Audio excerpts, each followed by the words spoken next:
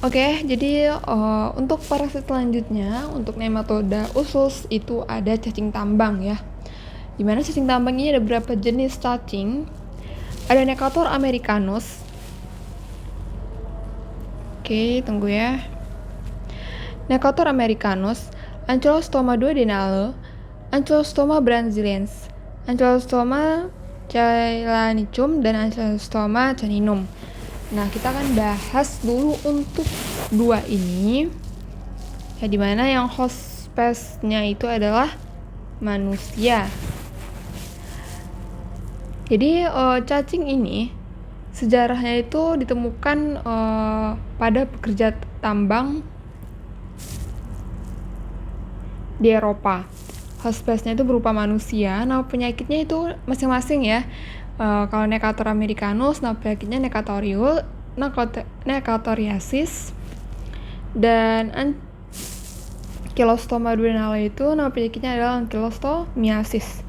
Distribusi geografinya itu di seluruh daerah khatulistiwa, pertambangan, dan perkebunan.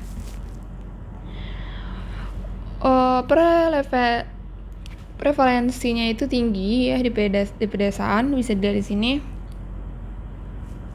Dia banyak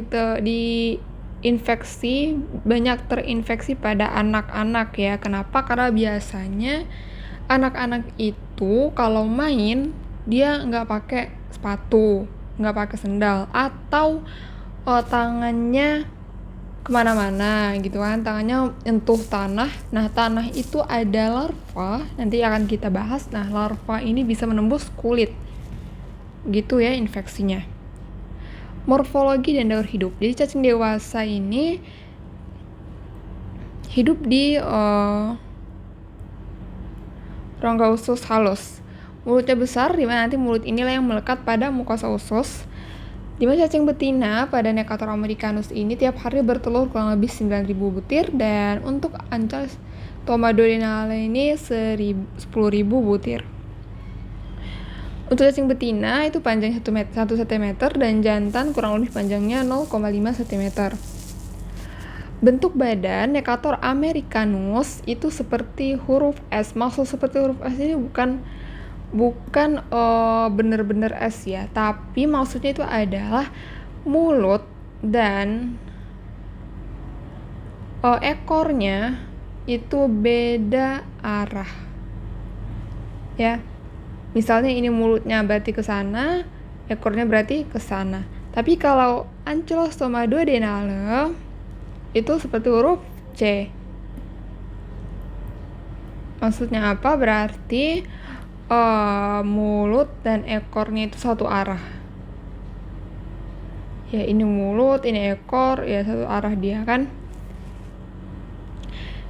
Mungkin bisa untuk gampang ingat aja Necator americanus terakhirnya S, berarti dia seperti huruf S ya. Kalau Ancylostoma duodenale ya seperti huruf C.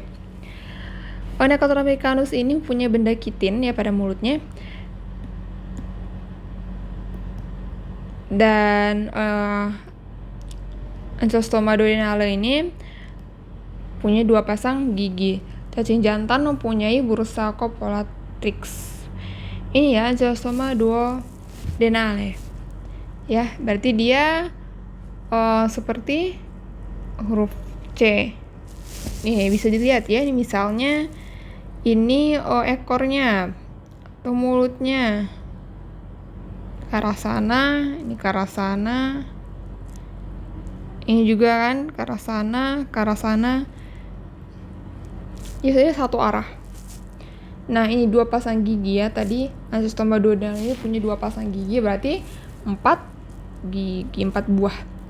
Untuk Necator americanus seperti huruf seperti huruf S. Jadi ini misalnya ini mulutnya ke sana, ekornya ke sana. Ini juga mulutnya ke sana, ekornya ke sana.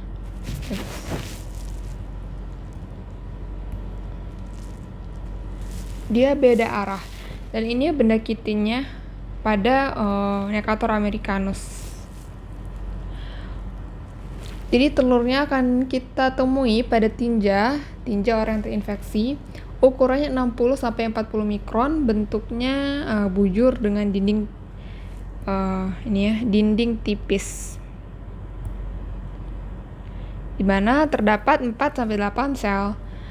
Larva Rhabditiform panjangnya 250 mikron dan larva Filariform panjangnya 600 mikron.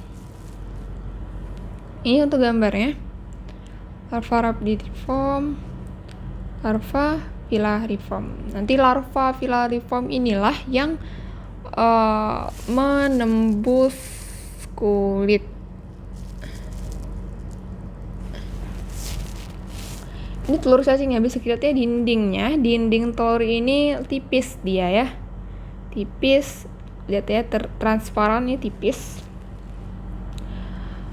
Ini daur hidupnya, di mana telur yang ditemui dari tinja orang yang terinfeksi, dia akan pada tempat yang optimal, pada tempat yang sesuai dengan pertumbuhannya, dia akan berubah menjadi larva Rhabditiform, lalu menjadi larva Filariform. Nah, larva Filariform ini ketika dikenai oleh manusia akan menembus kulit, lalu ke kapiler darah, lalu ke jantung kanan, ke paru, bronkus, trakea, laring, ke usus halus ya. Kalau bisa usus halus nanti akan menimbulkan refleks batuk. Infeksinya terjadi ini ya bila larva Filariform menembus kulit. Infeksi Angiosperma duodenale juga bisa terjadi dengan tertelan ya, menelan tertelan larva Filariform. Ini untuk daur hidupnya, ya dimulai dari sini, di mana telurnya akan keluar dari tinja. Dengan tinja maksudnya, telurnya keluar bersama dengan tinja, lalu telurnya akan berubah menjadi larva Rhabditiform, ke larva Filariform, lalu ke kulit. Nanti dari kulit akan mengalir, akan jalan melalui kapiler darah hingga nanti ke usus halus. Untuk gejala klinis pada stadium larva, bila banyak larva Filariform sekaligus merebut kulit, nanti akan terlihat ground itch. Ini ya gambar ground itch nih. Jadi dia pada kulit kayak terlihat bekas, terlihat jejak jejak larva ya, kayak jejak cacing ya, tapi ini larva. Ya, jejak cacing ya maksudnya.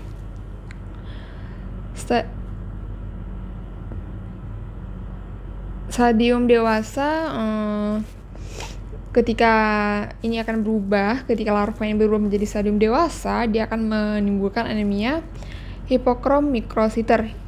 Ini artinya dia anemia dengan eritrosit ukuran yang kecil.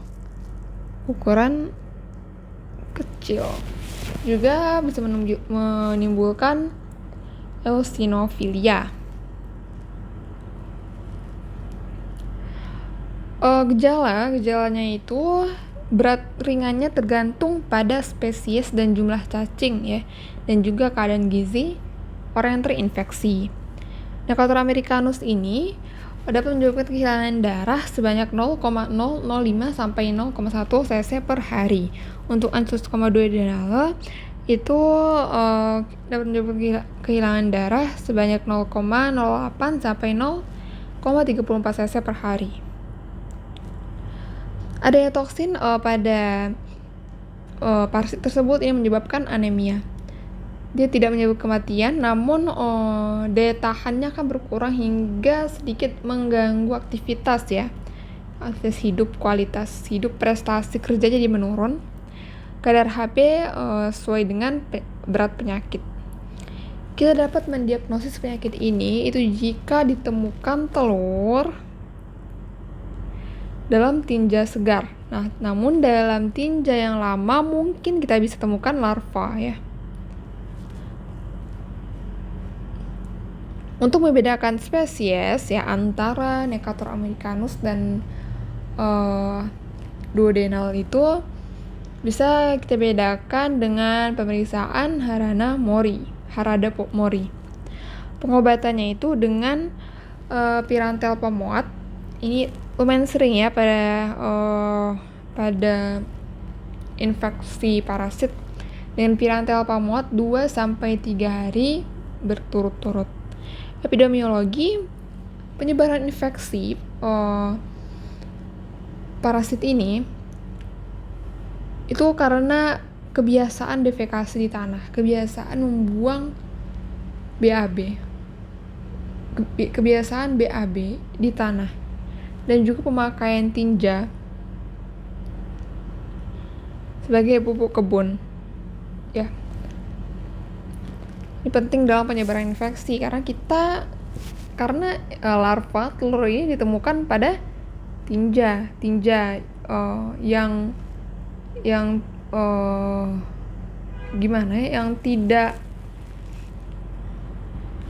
tidak dibuang rapi gitu ya, dapat menginfeksi, telurnya dapat kemana-mana. Tanah yang baik untuk pertumbuhan larva, jadi kan setiap parasit ini punya tanah yang optimal gitu untuk perkembangannya. Untuk pertumbuhan larva pada parasit ini itu adalah tanah gembur. Ingat ya, tanah gembur suboptimal Necator americanus itu pada 28-32 Celcius dan Azostoma duodenale ini 23-25 Celcius. Kalau bedanya dengan Ascaris lumbricoides itu di tanah liat. Oke. Untuk menghindari infeksi ini ya dengan menghindari masuknya larva ke kulit ya dengan memakai sendal atau sepatu. Pada anak-anak, terlebih pada anak-anak juga diperhatikan untuk tangannya ketika memegang tanah ya segera cuci tangan. Oke. Terus ini dulu, terima kasih. Dadah.